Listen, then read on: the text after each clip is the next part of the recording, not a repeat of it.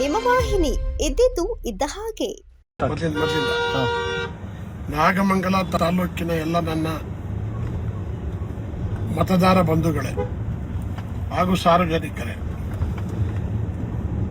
ಇದೇ ಬರೋ ಶುಕ್ರವಾರ 24ನೇ ತಾರೀಕು ಸರ್ಕಾರಿ ನ್ಯಾಯಬೆಲೆ ಅಂಗಡಿ ಅಂತಕ್ಕಂಥ ಒಂದು ಚಲನಚಿತ್ರ ರಿಲೀಸ್ ಆಗ್ತಕ್ಕಂಥ ಒಂದು ದಿನ. ಈ ಸರ್ಕಾರಿ ನ್ಯಾಯಬೆಲೆ ಅಂಗಡಿಯಿಂದ ಇಡೀ ರಾಜ್ಯದಲ್ಲಿ ಪ್ರತಿಯೊಬ್ಬರೂ ಸಹಿತ ಬಡತನದ ರೇಖೆಗಿಂತ ಕಡಿಮೆ ಇರತಕ್ಕಂಥ ಎಲ್ಲ ಬಡ ಜನರಿಗೂ ಸಹಿತ ಪ್ರಯೋಜನ ಆಗ್ತಕ್ಕಂಥದ್ದು ಸರ್ಕಾರಿ ನ್ಯಾಯಬೆಲೆ ಅಂಗಡಿಗಳ ಮೂಲಕ. ಸರ್ಕಾರಿ ನ್ಯಾಯಬೆಲೆ ಅಂಗಡಿಗಳಲ್ಲಿ ಏನೆಲ್ಲ ಲೋಪದೋಷಗಳಿದ್ದಾವೆ, ಸರ್ಕಾರಿ ನ್ಯಾಯಬೆಲೆ ಅಂಗಡಿಯಿಂದ ಪ್ರಯೋಜನ ಏನಾಗ್ತಾ ಇದೆ ಜನಕ್ಕೆ, ಸರ್ಕಾರ ಏನು ಕ್ರಮಗಳು ಮಾಡ್ತಾ ಇದೆ, ಇದೆಲ್ಲನೂ ಆಧಾರಿತವಾಗಿರ್ತಕ್ಕಂಥ ಒಂದು ಚಲನಚಿತ್ರ ಪ್ರಾರಂಭ ಆಗಿದೆ.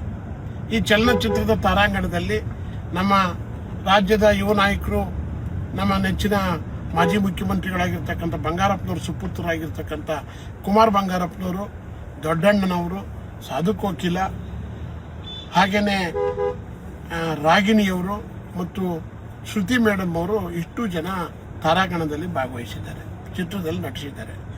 ನಾನು ಮತ್ತು KK ಇಬ್ಬರೂ ಸಹಿತ ಇದರಲ್ಲಿ ಪಾತ್ರ ನಿರ್ವಹಿಸಿದ್ದೀವಿ, ಈ ಚಲನಚಿತ್ರದಲ್ಲಿ ನಟಿಸಿದ್ದೀವಿ. ನಾನು ಮುಖ್ಯಮಂತ್ರಿ ಪಾತ್ರದಲ್ಲಿ ಪಾತ್ರಧಾರಿಯಾಗಿದ್ದೀನಿ. KK ಅವರು ಸಹಿತ ಬಹಳ ಪ್ರಮುಖವಾಗಿರ್ತಕ್ಕಂಥ ಒಂದು ನಟನೆಯನ್ನು ಮಾಡಿದ್ದಾರೆ. ಈ ಚಿತ್ರ ರಾಜ್ಯಾದ್ಯಂತ ಶುಕ್ರವಾರ ಬಿಡುಗಡೆ ಆಗ್ತಾ ಇದೆ.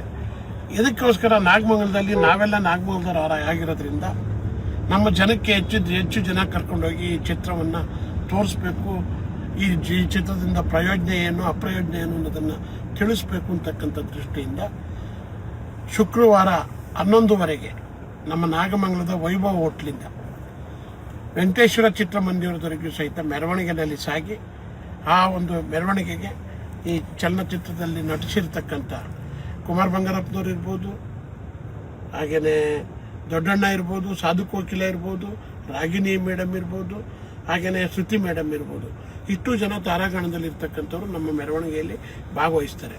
ಆದ್ದರಿಂದ ಸಾರ್ವಜನಿಕರು ಆ ಒಂದು ಹೋಟೆಲ್ ವೈಭವ್ ಹೋಟೆಲ್ ಹತ್ತಿರಕ್ಕೆ ತಾವೆಲ್ಲರೂ ಸಹಿತ ಬಂದು ಆ ಸಭೆಯಲ್ಲಿ ಭಾಗವಹಿಸಿ, ಮೆರವಣಿಗೆಯಲ್ಲಿ ಭಾಗವಹಿಸಿ, ಚಲನಚಿತ್ರವನ್ನು ಮೊದಲು ಅವತ್ತು ಪ್ರಾರಂಭದಲ್ಲಿ ನಿಮ್ಮೆಲ್ಲರಿಗೂ ಸಹಿತ ನಮ್ಮ KK ಅವರು ಅವರ ಕಡೆ ವತಿಯಿಂದ ಎಲ್ಲರಿಗೂ ಸಹಿತ ಫ್ರೀ ಪಾಸ್ ಕೊಟ್ಟಿದ್ದಾರೆ.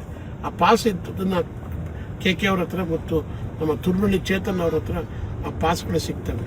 ಆ ಪಾಸ್ಗಳನ್ನ ಕಲೆಕ್ಟ್ ಮಾಡಿಕೊಂಡು ವೈಭವ್ ಹೋಟ್ಲ್ ಮುಂದಕ್ಕೆ 11:15 ಗಂಟೆಗೆ ಎಲ್ಲರೂ ತಾವು ಬರಬೇಕು ಅಂತ ಹೇಳಿ ನಾನು ಈ ಮೂಲಕ ಕಳಕಳಿಯಿಂದ ವಿನಂತಿ ಮಾಡ್ತೀನಿ. ಸುದ್ದಿ 3 ವಾಹಿನಿಯ ಹೆಚ್ಚಿನ ಮಾಹಿತಿಗಾಗಿ ಸಬ್ಸ್ಕ್ರೈಬ್ ಆಗಿ ಹಾಗೂ ಬೆಲ್ ಬಟನ್ ಒತ್ತಿ.